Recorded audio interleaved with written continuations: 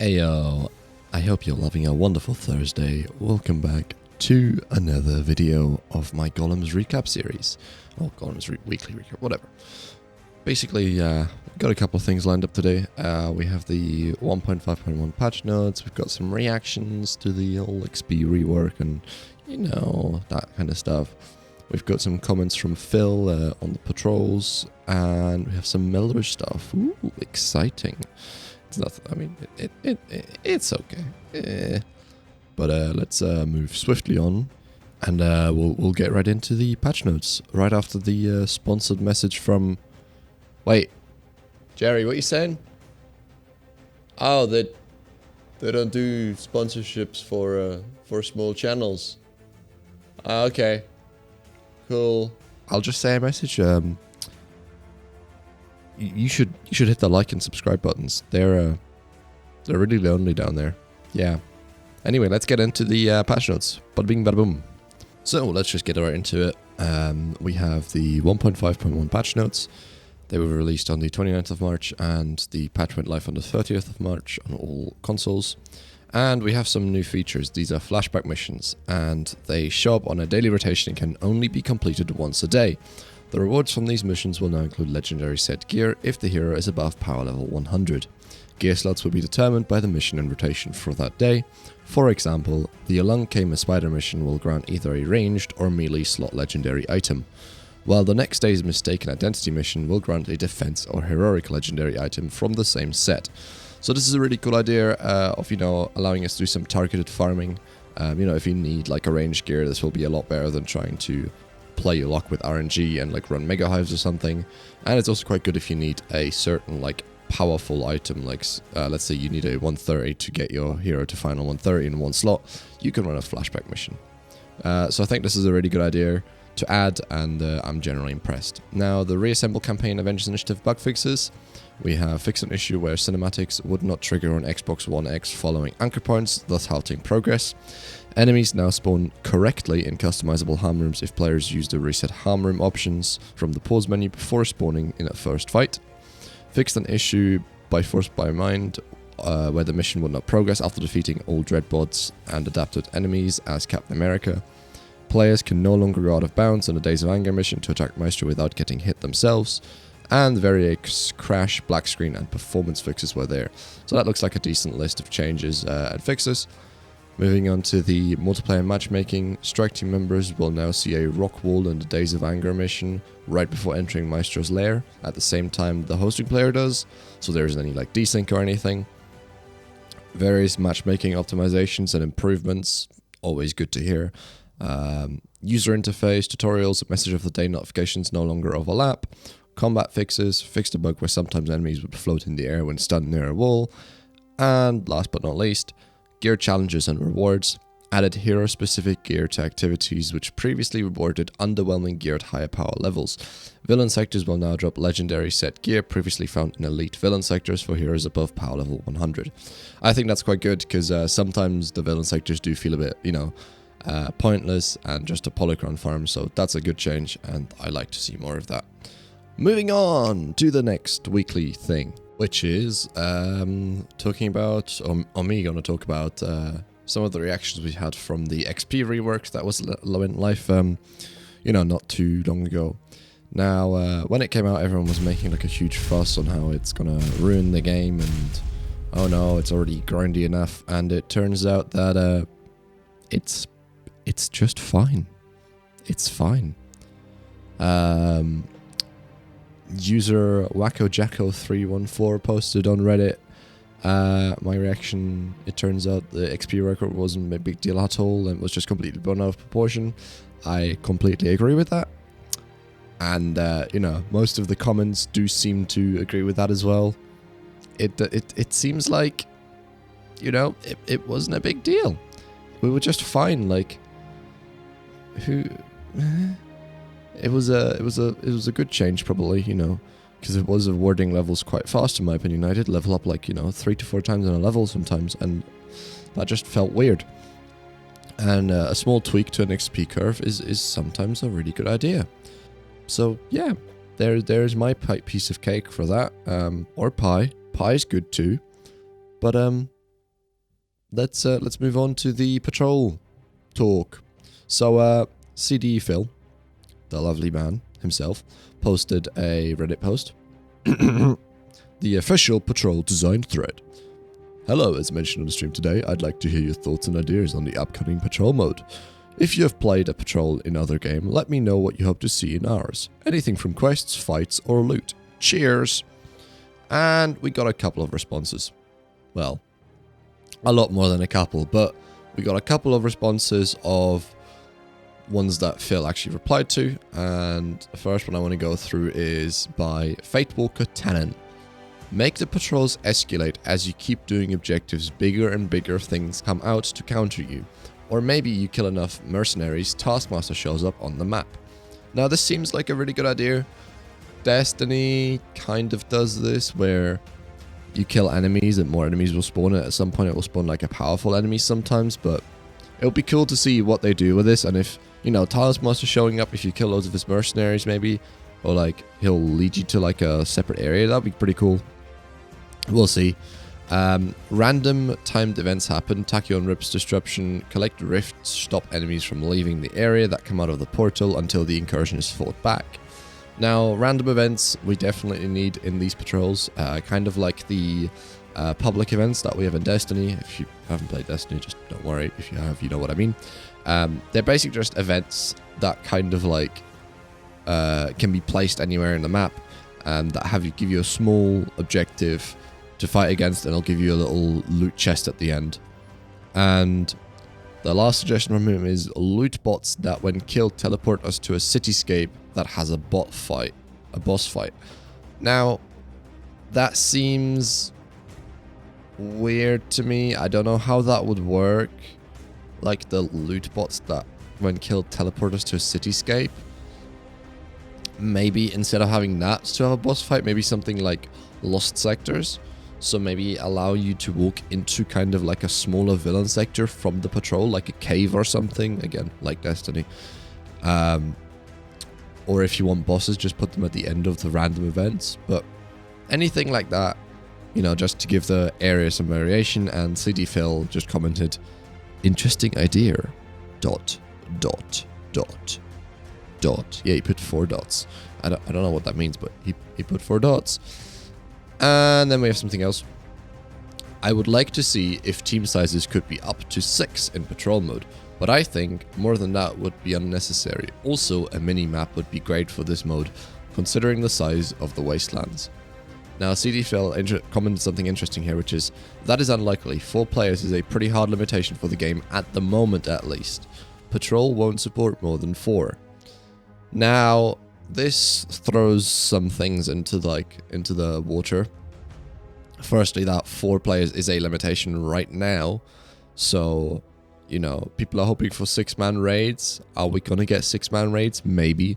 They did say for the moment at least. So, like, it's not like that's fixed. But, you know, it throws some doubt in my mind whether we're gonna get 6-player raids. It definitely confirms to me that probably Omega level threats, like the cloning labs, like the raid likes, will most likely be 4 players only. And yeah, we're not getting 6-player patrol mode, basically. And up next, we have a Miller Twitter post. Oh, how exciting.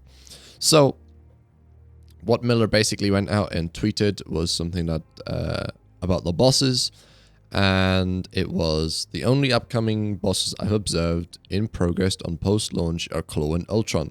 Wartable exists, but hasn't been touched in ages. He may have been abandoned like War Machine, though I suspect aspects of him live on in Fire Adapted and Abomination. Just some notes here that War Machine, he doesn't mean abandoned as in, you know, scrapped from the game. He just means there hasn't been much progress on him since the first files were found, and the developers aren't actively working on him. So he hasn't been scrapped or, you know, cancelled from the game like some YouTubers may make you believe. But, yeah, and then he made a subtweet to that. Some misc notes is, the Kree boss is test data from prototyping, Deathlock is misinterpreted War Machine data, Frostbite, Frenzy, Vindicator, Ghost are all similar misinterpreted misc data, and nothing additional. Loki is in a data, but he's in merch and clearly teased. So, yeah, it's pretty interesting. A bit sad that Deathlock was a misinterpretation, because as a big Agents of S.H.I.E.L.D. fan, it would have been cool to see the Deathlock program in the Avengers, game. Maybe something that Monica was working on with Captain America's blood. I could have seen a cool storyline there. That kind of Talton was the first Deathlock, and then maybe we'll find like an army of Deathlocks or something. But basically, Red Hulk probably isn't gonna happen, but you can see how he's kind of in the Fire Adapters and Abomination, like Miller says. In other news, we also have the MCU skins and a bit of news about those. So recently it came out that they aren't free, which, for me that wasn't a big new idea, because it's a service game and that's how they make money. But apparently half of the internet is kind of shocked by the fact that they're not going to get their precious MCU skins for free, and they have to pay for them, and they can't unlock them in game, which I can see why you would be maybe upset with that, but it's just the type of game that Avengers is. It's a live service, looter shooter, punch him, beat him up, whatever. So I didn't expect him to come for free. Some people apparently did, so they're not free, but to those people who expected them to be free, just not the type of game. Probably change your ideas of how the game works and stuff, because that's just how it's going to be for that's how they make their money. We don't have DLC which we pay for, so the only way that the studio can make money is by selling cosmetics and selling new copies of the game. And at some point, copies of the game just aren't going to get sold anymore, because most people will have it that want to play it. And then the only way they can make money to maintain their server costs is by, charging people for skins. So yeah, that's that. And that's my my weekly scoop of stuff, my weekly recap, my weekly gift to you. So let's move on to the marketplace and the weekly Wartable blog in just a second here. Again, please, if you do like the video up till now, hit the like button and the subscribe button. They are just down below. Very easy for you to click, but massively appreciated from you. We're so close to 1,000 again, and I'd love to go back over that threshold, since I now actually, make regular-ish content, every week. I would say that's regular. Alright, let's go with the weekly Wartable blog. First of all, they're showcasing the guide for newcomers that Tony Bing made over on his YouTube channel. You can be found right there. And then we go on to the weekly updates. So we've got, again, 2 priority missions as every week. The first one will be the Achievement Condition, and it'll be minimum power level 25 with a 3 power level offset. The modifiers will be Feminine, Turmoil, and Heavyweight, and it's a guaranteed epic gear.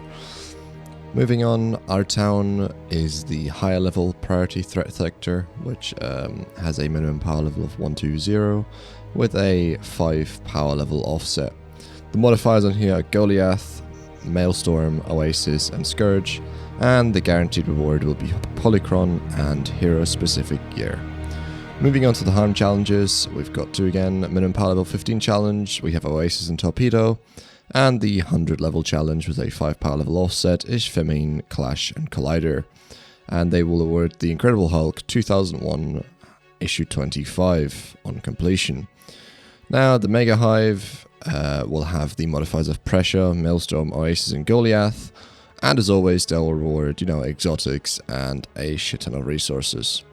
Now, moving on to the exciting part, the marketplace updates. This week, we are kicking off with the Aerospace outfit set. Starting this week, we have Iron Man and Captain America, and the following weeks, they will rotate through. So make sure if you want the full set that you log in each week and pick up the sets. We'll have a detailed look at the marketplace in just a second when we jump in the game. And we also have a free item on the marketplace again. This week it's the Black Widow BW046 nameplate. Moving on, the patch notes, we already went over them in the beginning of the video, so we'll go over that. Social announcements, not much this week. And the community challenge is still 65 million synthoids. Community Spotlight. Again, we've got some really cool screenshots by the community right here. We'll go over those just rather quickly. You can pause if you want to see them. And let's jump into the game and have a look at the Marketplace update. So, in the Marketplace, as we said, we have the Captain America Aerospace and the Iron Man Aerospace. We have a epic takedown for Hawkeye. Let's have a look at that. Looks pretty cool. Like a double arrow thing. We've got Miss Marvel Advanced, Hawkeye Classic, which is a very nice outfit, I must say. We've got Black Widow Heartbreaker. I'll just look into all of these quickly. So look at those. That's actually a pretty cool skin with the tattoo on the side. I do like the Hawkeye Classic one. I hope the mechanical one that's currently exclusive for PlayStation only is going to come soon to PC as well. That looks pretty cool. The new Aerospace ones look pretty nice. I like the gold and white. Reminds me of the pre-order skins. I like how they took the Ultimate Iron Man here and gave him like a white kind of look. That's pretty cool. We've got a Thor outfit. Yeah, it's pretty nice. Young Thor. Kind of got that like half cape on the side. Pretty good. A Hulk outfit, which is athletic, so it's kind of like him in yoga pants. Meh, not that great. Got a Kate takedown, the one where she like launches him with a sword. Got a Miss Marvel emote. Let's have a look at that. Oh, she goes small instead. That's pretty cool actually. We've got Iron Man's light show. Oh, he just has the little particles between his hands. And we have the free nameplate. Moving on to the individual pages. Here you can see what you've got on Kamala's. Got the hat outfit, which is pretty cool. Hulk's one. Hasn't changed much from last week, I don't think. Iron Man's. We've got the new Aerospace in here. Thor. Captain America. Got the Urban Eagle, which is pretty cool. And so the Ultimate Patriot from last week as well. They're pretty nice. Got Hawkeye. Lucky emote, very nice. Old Man Hawkeye. Black Widow. I think there's some different ones that have been rotated this week. We've got the new one, the Heartbreaker. And Kate Bishop. Yeah, so that was the weekly Wartable blog update and the Marketplace update. Again, if you enjoyed the video, let me know down below. Any improvements or whatever you want, let me know in the comments. And yeah, hit the like and subscribe buttons if you want. And I guess I'll see you next week for number 3 of the Gollum's Weekly Recap. So yeah, see you later and peace.